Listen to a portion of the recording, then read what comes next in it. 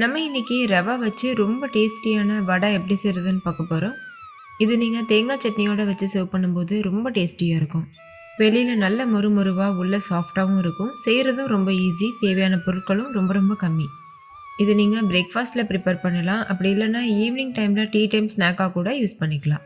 Hi friends, என் பேர் Abhi. Welcome to Indian recipes Tamil. வீடியோக்குள்ளே போகிறதுக்கு முன்னாடி நம்ம சேனல் இந்தியன் ரெசிபீஸ் தமிழை சப்ஸ்கிரைப் பண்ணிக்கோங்க. கூடவே இருக்க பெல் சிம்பலையும் கிளிக் பண்ணிக்கோங்க.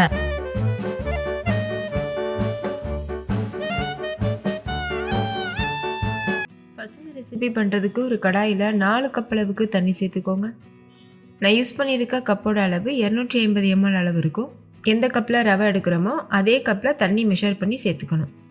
இது கூடவே 1 டீஸ்பூன் உப்பு, 1 டீஸ்பூன் நெய் சேர்த்துக்கோங்க. நீங்கள் நெய்க்கு பதிலாக எண்ணெய் கூட யூஸ் பண்ணிக்கலாம், இல்லைனா பட்டர் கூட யூஸ் பண்ணிக்கலாம்.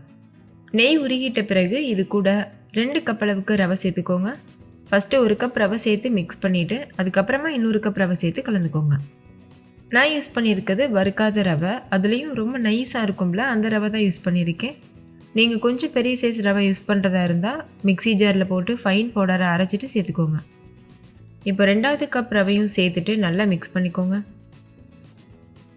இது நல்ல ஒரு கெட்டியான மாவு பக்குவத்துக்கு வரணும். அது வரைக்கும் நம்ம கலந்துகிட்டே இருக்கணும். இப்போ பார்க்கும்போதே உங்களுக்கு தெரியுதுல்ல, நல்லா தண்ணியாக இருக்குது. இது நம்ம வடை தட்டுற அளவுக்கு கெட்டியான மாவு பக்குவத்துக்கு வரணும். கட்டிகள் விழாமல் இந்த மாதிரி கரண்டி வச்சு அழுத்தி விட்டு நம்ம நல்லா இது போல் கலந்துக்கணும். பாருங்கள், இந்த மாதிரி. இப்போ மூடி போட்டு மூடிட்டு லோ ஃப்ளேமில் ஒரு 5 நிமிஷத்துக்கு வேக வச்சுக்கோங்க. 5 நிமிஷத்துக்கு அப்புறமா ஓப்பன் பண்ணி பார்க்கலாம். இது எந்த அளவுக்கு திக்காக இருக்குது பாருங்கள். இந்த அளவு கன்சிஸ்டன்சியில் இருக்கும்போதே ஸ்டவ் ஆஃப் பண்ணிவிட்டு இது முழுமையாக ஆற வச்சுருங்க. நல்லா ஆறிட்ட பிறகு இன்னும் கொஞ்சம் கூட கெட்டியாக வரும். இப்போ ஸ்டவ் ஆஃப் பண்ணிவிட்டு கை பொறுக்கிற சூடு வர வரைக்கும் நம்ம வெயிட் பண்ணலாம். கை பொறுக்கிற சூடு வந்ததுக்கப்புறமா 1/4 கப் அளவுக்கு அரிசி மாவு சேர்த்து நல்லா இதை மிக்ஸ் பண்ணிக்கோங்க. கை வச்சு நல்லா பிசைஞ்சிக்கோங்க. லேசாக சூடு இருக்க மாதிரி இருந்ததுன்னா கரண்டி வச்சு கூட நல்லா பிசறிட்டு அதுக்கப்புறமா நம்ம கை வச்சு பிசைஞ்சிக்கலாம். அரிசி மாவு எதுக்காக சேர்க்குறோன்னா நல்ல ஒரு மொறுமொறுப்பு தன்மை கொடுக்கும். அதுக்காக மாவு இந்த மாதிரி நல்ல அழுத்தம் கொடுத்து பிசைஞ்சிக்கோங்க. அப்போ தான் வடை மாவு நல்லா சாஃப்டாக இருக்கும். வடையும் சாப்பிட்றதுக்கு நல்லா சாஃப்டாக இருக்கும். இப்போ பாருங்கள், மாவு தயாராக இருக்குது. இதுலேருந்து கொஞ்சமாக மாவு எடுத்துகிட்டு இந்த மாதிரி உருண்டையாக உருட்டிட்டு கையில் தட்டிட்டு ஒரு சின்னதாக ஓட்டை போட்டுக்கோங்க. நம்ம உளுந்த வடைக்கெலாம் பண்ணுவோம்ல, அந்த மாதிரி.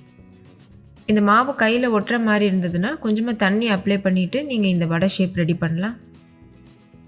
இதே போல் மீதிற்கு எல்லா மாவுலையும் ரெடி பண்ணி வச்சுட்டு அதுக்கப்புறமா நம்ம பொரிக்கிறதுக்கு ஸ்டார்ட் பண்ணலாம். வடை பொரிக்க தேவையான அளவுக்கு எண்ணெயை சூடுபடுத்திட்டு ஸ்டவ்வை மீடியம் ஃப்ளேமில் வச்சுட்டு இந்த மாதிரி வடையை உள்ளே சேர்த்துட்டு மீடியம் ஃப்ளேம்லேயே வச்சு 2 பக்கம் திருப்பி விட்டு இந்த சலசலப்பு தன்மையெல்லாம் அடங்கிட்டு அதுக்கப்புறம் நல்ல ஒரு கோல்டன் ப்ரௌன் கலர் வரது வரைக்கும் வேக வச்சுக்கோங்க. இந்த வடை ஒன்றோட ஒன்று ஒட்டுறதுக்கு சான்ஸ் இருக்குது. லேசாக ஒட்டும் போதே கரண்டி வச்சு இந்த மாதிரி பிரித்து விட்டிங்கன்னா அது தனித்தனியாயிரும்.